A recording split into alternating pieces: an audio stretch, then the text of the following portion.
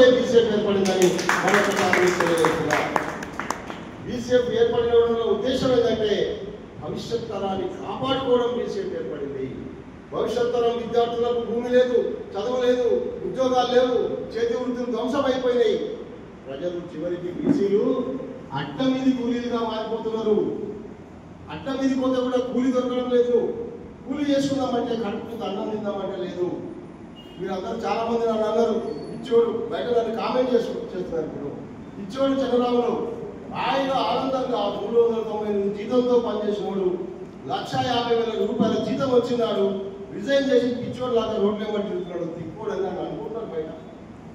కానీ నేనేమనుకుంటున్నా, మీరు తిక్కోవాలని నేను అనుకుంటున్నాను.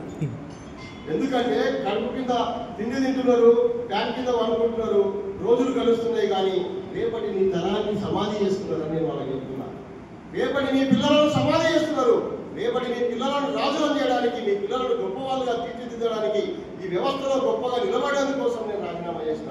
నా ఆకలిగా సరే రేపటి భవిష్యత్తుకు ఆకలి కాకుండా దానికోసమే నేను రాజీనామా చేసిన.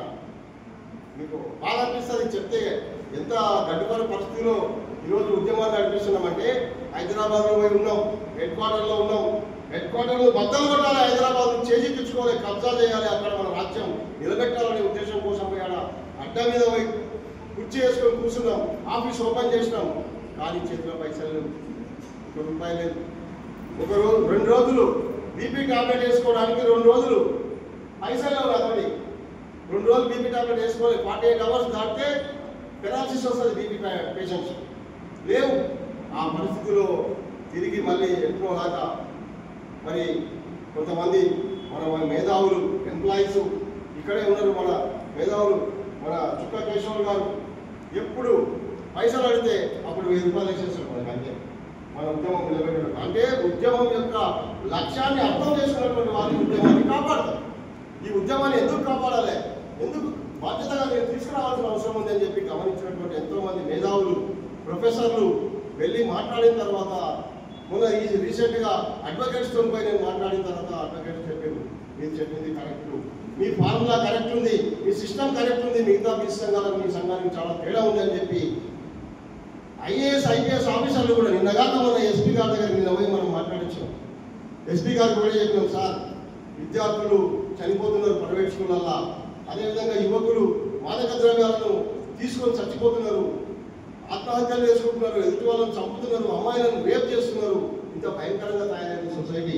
కాబట్టి వాళ్ళను కాపాడడం కోసం బీసీఎఫ్ యువజన వికాసం, భవిష్యత్తు గురించి, భద్రత గురించి అని చెప్పి క్లాసులు పెట్టాం. మీరు సామాజిక శాంతి కోసం, నేరాలను తగ్గించడం కోసం మీరు ఒక రోజు వచ్చి క్లాస్ చెప్పండి సార్ అంటే ఎస్పీ గారు చాలా సంతోషంగా నేను ఒక రోజు మీకు టైం ఇస్తానని చెప్పి మన ఎస్పీ గారు మన రావుల గిరిధర్ గారు చెప్పారు.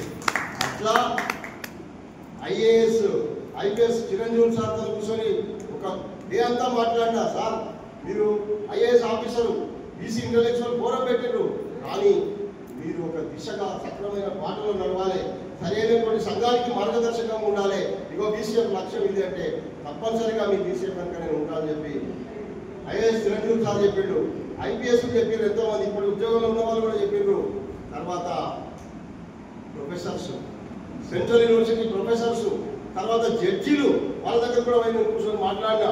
అంటే హైదరాబాద్లో కూర్చొని ఎంజాయ్ చేయడం కోసం కాదు, తమాషగా కాలం గడపడం కోసం కాదు, ఈ 3 నెలల్లో మ్యాక్సిమం రీచ్ అయిపోయి అన్ని సంఘాలకు, అన్ని పార్టీలకు, అందరూ నాయకులతో కలవడంతో మాకు కొంచెం టైం ఇవ్వండి, ఇంత ఎమ్మెల్యే పదం ఉంది, కొద్ది రోజుల తర్వాత ఖచ్చితంగా బీసీఎఫ్ ఎంబడి మేము ఉంటాం, ఇప్పుడు కూడా లోపల నుంచి మీకు మద్దతు ఇస్తామని చెప్పడంతో నాకు ధైర్యం వచ్చింది. ఇక ఇప్పుడున్నటువంటి యువ రక్తాన్ని చూసిన తర్వాత ఖచ్చితంగా బీసీఎఫ్కు భవిష్యత్తు ఉందని నాకు అనిపించింది. నేను ఎవరైతే మాట్లాడినా ఆ యువకులందరూ కూడా కసితో ఉన్నారు. నాకు కావాల్సింది కసి ఉన్నోళ్ళు కావాలి, కమిట్మెంట్ ఉన్నోళ్ళు కావాలి. ఈ సమస్య మార్పు కోసం కాన్సెప్ట్ ఉన్నోళ్ళు కావాలి. ఆ కాన్సెప్ట్, కసి, కమిట్మెంట్ ఉన్నోళ్ళ కోసం నేను వెతుకుతున్నా, డేగ కళ్ళు పెట్టి వెతుకుతున్నా. ఆ వెతుకుతున్న క్రమంలో ఇట్లాంటి రత్నాలు మనకు దొరికిండ్రు. నాకు చాలా సంతోషం ఉంది. కష్టంగా ఈ ఆశయం ముందరిపోతుంది.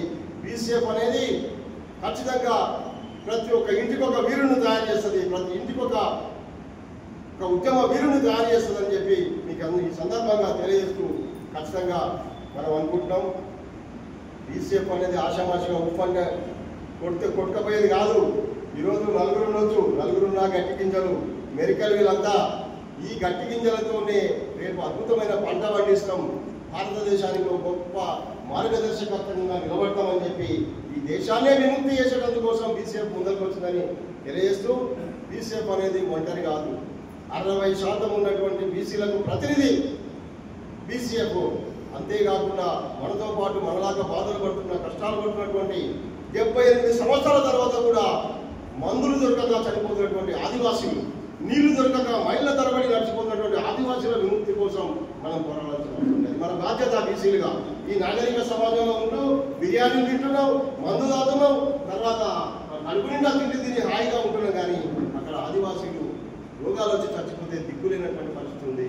అదేవిధంగా రీసెంట్ మీకు ఒక శుభవార్త ఏంటంటే, లంబాడి సోదరులు, నేను లంబాడి సోదరులతో మాట్లాడినా, రేపు కాక ఎల్లుండి 2-3 రోజుల్లో 20 జిల్లా కమిటీలు, తెలంగాణ రాష్ట్రంలో 20 జిల్లా కమిటీలు ఇచ్చి ఎస్టీఎఫ్ మన దానిలో జైన్ కాబోతున్నారు. వాళ్ళందరూ కూడా మనం చెప్పి మరి ఎస్టీఎఫ్ బహిరంగ సభ కూడా ఖచ్చితంగా మనం ఏర్పాటు చేద్దాం. వాళ్ళు కూడా రాబోతున్నారు. మైనారిటీస్ మరి మన ఫిరోజుద్దీన్ గారు, సయ్యద్ ఫిరోజుద్దీన్ గారు, ఆయన నల్లగొండలో తాజుద్దీన్ గారు, నల్లగొండలో రఫీ గారు, మహబూబ్ నగర్లో మన ఇంకా కొంతమంది మాట్లాడడం, వాళ్ళందరూ కూడా లేదు సార్ మీది సరైనటువంటి విధానం కాబట్టి బీసీఎఫ్ వెంటనే మైనార్టీలో మేము ఒకటైతాము. ఇప్పటి వరకు ఉన్న మైనార్టీలకు సంఘ పార్టీ అని చెప్పుకున్న ఎంఐఎం కూడా మైనార్టీలకు మోసం చేసింది. మా మైనార్టీ నాయకులు కూడా వాళ్ళ స్వార్థం కోసం ఈ పార్టీలకు అమలుపోయి ఆకలిగా ఉన్నటువంటి మైనార్టీల గురించి, పేద మైనార్టీల గురించి ఆలోచించడం లేదు. కాబట్టి మేము బీసీఎఫ్ వెంట నడుస్తామని ఎంతో మంది మైనార్టీలు